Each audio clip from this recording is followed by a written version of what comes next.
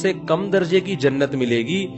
تو اہل ایمان جو ہے نا، یہ ہمارا عقیدہ ہے، قرآن و سنت نے بیان کیا ہے کہ جو ایمان والے لوگ ہیں سزا کھانے کے بعد بالآخر وہ جہنم سے نکلیں گے.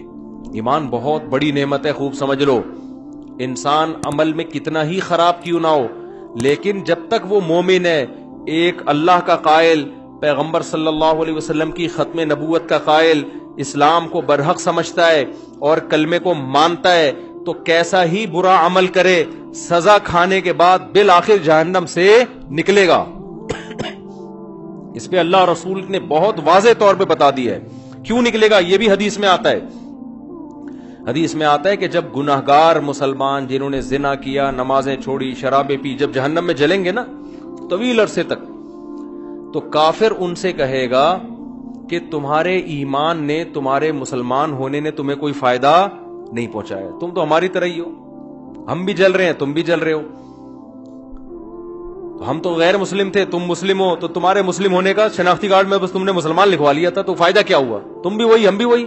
تو تم خدا کو مانتے تھے، اس سے تمہیں ملا کیا؟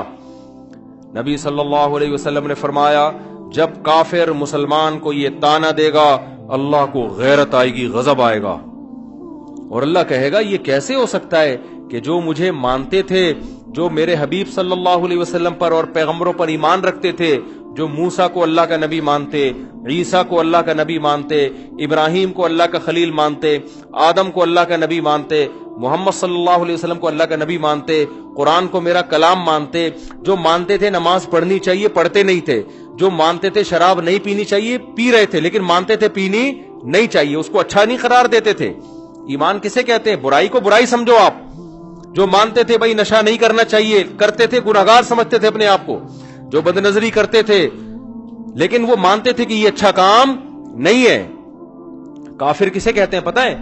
برائی کرتا ہے اور کہتے ہیں اس میں حرج کیا ہے، اس کو کافر کہتے ہیں. شراب پیتا ہے، بولتا ہے بھائی میں پیتا ہوں، تیرے کو کیا تکلیف ہے؟ پیتا ہوں تو کیا ہے، اس میں کیا خرابی ہے؟ یہ تو مولویوں نے بولا ہوا ہے کہ نہیں پیو نہیں پیو. اسے کیا کہتے ہیں؟ یہ مسلمان کافر ہے. بول لو نا یار، کیا ہو گیا یار؟ گناہ کو حلال سمجھ کے کرنا، گناہ کو برا سمجھ کے نہ کرنا، یہ عمل کیا کہلاتا ہے؟ کفر. ماں باپ کو اولڈ ہاؤس میں جمع کرا دیا، جیسے ہوتا ہے باہر ملکوں میں. بوڑھا ہو گیا، ابا چل بھائی تو عیدی سینٹر میں جا یار. ان سے بولو یار یہ غلط ہے، نہیں کرو، تو کہہ رہے ہیں کیا ہے اس میں یار، وہاں زیادہ اچھی کیئر ہو رہی ہے اس کی، تو اس میں کیا ہے؟ باپ سے بدتمیزی سے بات کر رہا ہے، اسے بولو بھائی، آج کسی کو بولو، کہہ رہے کیا ہے، میرا باپ ہے، تجھے کیا تکلیف ہے؟ اس کا مطلب یہ برائی کو کیا کر رہا ہے؟ اچھا سمجھ کے کر رہا ہے. اور ایک وہ ہوتا ہے کہ اس کو کافر کہتے ہیں. ایک وہ ہوتا ہے جب آپ ہندوؤں میں بیان کرو کہ گرل فرینڈ مت بناؤ، کہنے کیوں نہیں بنایا بھائی، کیا ہے گرل فرینڈ میں، کیا خرابی ہے؟ تو برائی کو وہ کیا سمجھ رہے ہیں؟ اس کو برائی نہیں سمجھتے. مسلمان نے گرل فرینڈ رکھی ہوئی ہے، اس کو بولیں گے بھائی یہ حرام ہے، تو اس کو تھوڑا سا ندامت کا احساس ہوگا، یار کام میں کیا کر رہا ہوں، غلط. نکاح پیغمبروں کی سنت ہے، گرل فرینڈ رکھنا یہ کافروں کی سنت ہے. زنا کرنا یہ گندا عمل ہے، یہ پاکیزہ عمل نہیں ہے. نبی صلی اللہ علیہ وسلم نے معراج کی رات میں کچھ لوگوں کو دیکھا، ننگے مرد اور ننگی عورتیں آگ میں جل رہے ہیں، اور شعلے اوپر جاتے ہیں تو وہ ننگے جسموں کے ساتھ اوپر جاتے ہیں.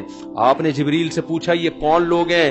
تو جبریل نے کہا یہ آپ کی امت کے زنا کرنے والے مرد اور زنا کرنے والی عورتیں، دونوں کو برہنہ کر کے اللہ نے ایک ساتھ آگ میں پھینک دیا ہے. جس عورت کے ساتھ زنا کیا اس عورت کو بھی اسی آگ میں برہنہ کر کے، اور جس نے زنا کیا اس کو بھی اللہ اسی آگ میں ڈالے گا، زنا جس نے زنا کیا. سمجھ رہے ہو کہ نہیں سمجھ رہے؟ تو مسلمان گناہ کرتا ہے لیکن اس پہ اس کو ندامت کہ غلط کر رہا ہوں میں، تو اس گناہ کی سزا یہ اس کو ملے گی. لیکن اگر توبہ نہ کی، اس نے توبہ کر لی تو اللہ معاف کرنے والا ہے. توبہ کیے بغیر، سچی توبہ کیے بغیر اگر چلا گیا دنیا سے، تو قرآن نے جو اصول اور ضابطہ بیان کیا اس کو سزا ملے گی. اب یہ بھی اسی آگ میں جلے گا، کافر بھی جلے گا. تو حدیث میں آتا ہے کافر ایک دن اس کو طعنہ دے گا اور کہے گا کہ تمہیں تمہارے ایمان نے کوئی فائدہ نہیں پہنچایا، تم اللہ کو مانتے تھے، ہم پتھروں کے بنے ہوئے بتوں کو مانتے تھے، تو کیا فائدہ ہوا؟ تم بھی ہماری طرح جل رہے ہو اور ہم بھی تمہاری طرح. تو اللہ کو غضب آئے گا، اللہ کو غیرت آئے گی کہ میرے ماننے والے جو برائی کو برائی سمجھا کرتے تھے اور مجھ سے توبہ استغفار کیا کرتے تھے، ان کو میں کیسے ان لوگوں کے برابر چھوڑ دوں جو میرا انکار کیا کرتے تھے؟ حدیث میں آتا ہے اللہ تعالیٰ فرشتوں سے کہیں گے کہ جس نے زندگی میں کبھی کوئی نیکی کی ہو اس کو جہنم سے نکال دو. بہت بڑی تعداد جہنم سے نکلے گی. پھر اللہ کہیں گے اب ایسا کرو، سفارشیں شروع ہوں گی. سفارشیں پیغمبر صلی اللہ علیہ وسلم شفاعت کریں گے. اللہ نبی صلی اللہ علیہ وسلم کی شفاعت کی برکت سے بہت سارے مسلمانوں کو جہنم سے نکالیں گے. پھر رشتہ دار سفارش کریں گے. آپ کا کوئی بیٹا عالم ہو، حافظ ہو، شہید ہے، کوئی آپ کا دوست ہے، جیسے دنیا میں یاد کرتے ہیں نا، نادرا کی لائن میں لگے ہوئے، اندر کوئی تعلق والا نظر آ گیا، آنکھ ماری یار، وہ آ جاتا ہے، وہ بھی آنکھ مارتا ہے. ہمارے ایک دوست تھے اتنے چھوٹے سے نا، وہ پاسپورٹ کی لائن میں کھڑے ہوئے تھے. ہم نے ان سے پوچھا یار کوئی آپ کے ساتھ دلچسپ واقعہ ہوا ہو؟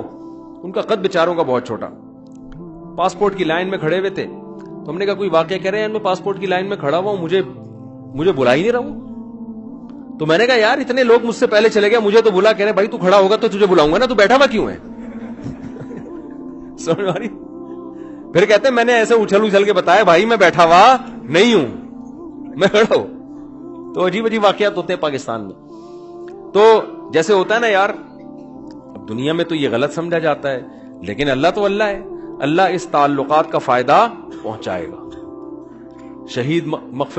شہید سفارش کرے گا، علماء شفاعت کریں گے، آپ کی اولاد میں کوئی حافظ ہے وہ شفاعت کرے گا، تو اللہ ان کی شفاعت کی برکت سے اور بہت سارے مسلمانوں کو جہنم سے نکالیں گے. سمجھتے ہو گے نہیں سمجھتے؟ پھر اللہ تعالیٰ فرشتوں سے پوچھے گا اب بتاؤ کتنے لوگ ہیں؟ فرشتے کہیں گے اللہ ابھی بھی بہت سارے لوگ ہیں. اللہ فرشتوں سے کہے گا اب کوئی کسی کی سفارش کرنے والا ہے؟ فرشتے کہیں گے اللہ اب کوئی سفارش کرنے والا نہیں ہے. سب کے جتنے ریلیٹو تھے سب نے نکال لی. اب یہ وہ لوگ پڑے ہوئے جن کا کوئی ریلیٹو بھی انسان